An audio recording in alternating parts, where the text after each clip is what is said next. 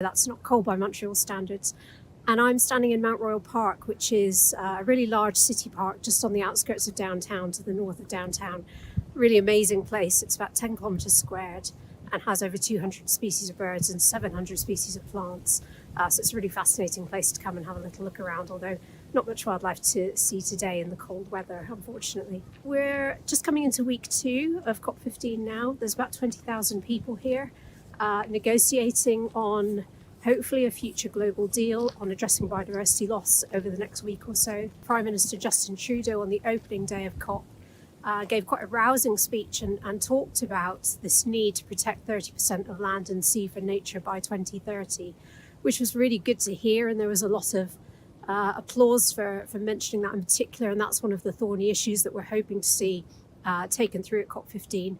But at the same time, a lot of the local news is concentrated more on criticising him for his inability to designate a really important wetland site just to the north of Trudeau Airport in Montreal, named after Justin Trudeau's father, which is one of the last remaining remnants of wetland around this area.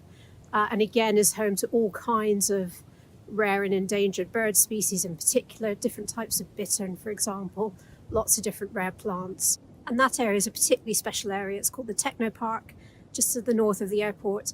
And as well as being home to all kinds of different bird species, it's a really important habitat site for monarch butterflies that use it on their migration route as well. So coming into the COP, the first few days were spent really trying to set up the text in a better state than it has been, to get it through to those big level discussions where you're nearly at the end and you're just highlighting one or two points. And really, for this first week, there has been some progress on some of those areas of text, but really we're still looking at contact groups and working groups, almost going word by word through the text and having quite long debates even over specific bits of phrasing. There are, in one of them, 4, 5, 6 countries looking at one of the targets, target 5, and having a very long debate over phrasing like effectively regulated use of wildlife harvesting. Those sorts of words really mean a lot in different contexts, and in different countries they have very different contexts. And this is one of the problems really of trying to get that text agreed and brought to the COP itself, the main negotiation room, to try and get it signed off.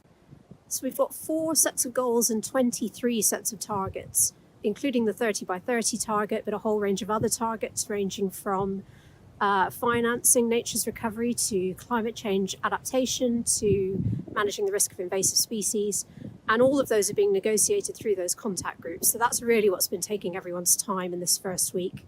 And over the weekend, there's hope that there is being progress made on that text, and it will start to form that overarching agreement that needs to go to the plenary negotiation next week for that final sign-off. And if that happens, hopefully we will see a global goal and a global deal being agreed on halting and reversing biodiversity loss. And obviously the UK delegation are here, the delegation from DEFRA, and the UK has not been covering itself in glory the last week or so, following the announcement of the authorisation of the new coal mine in Whitehaven, despite the UK's efforts to try and reduce coal production globally. That's come in obviously for a huge amount of criticism from environmental and climate groups. But really that has nothing to do with the officials from DEFRA that are here trying to help to reach that global deal on reversing biodiversity loss. And I would say there's definitely a hopeful mood around the negotiations. Really interesting dual sort of leadership from the Canadian and the Chinese governments. The conference feels very Canadian, all the exhibits feel very Canadian, and the government have even been giving Canadian gifts out to the delegates. But it's the Chinese Environment Minister's job to preside over the conference and lead the negotiations to get that global deal. And we'll be seeing that kind of dual leadership carrying through, I think, into the final week. And hopefully that slight mood of optimism. It feels very collaborative at the moment. Feels quite different to a climate COP, I would say. A bit quieter, a bit more relaxed atmosphere than you might see at a climate COP, but that may well change over the next few days. And hopefully that mood of optimism will carry through into the final negotiations. And what we're really hoping for is that this COP will not emulate the climate COP15 that was held in Copenhagen in 2009, where there was global failure to reach a deal on a future climate change agreement to replace the Kyoto Protocol. We'd like to see this COP really emulating the Paris COP, where the Paris Agreement was signed, that is now leading to all of the action we're seeing globally on net zero targets and adaptation as well. So we'll be crossing our fingers that we do see that ambition coming through. It's not just about agreeing a global deal, but agreeing an ambitious global deal.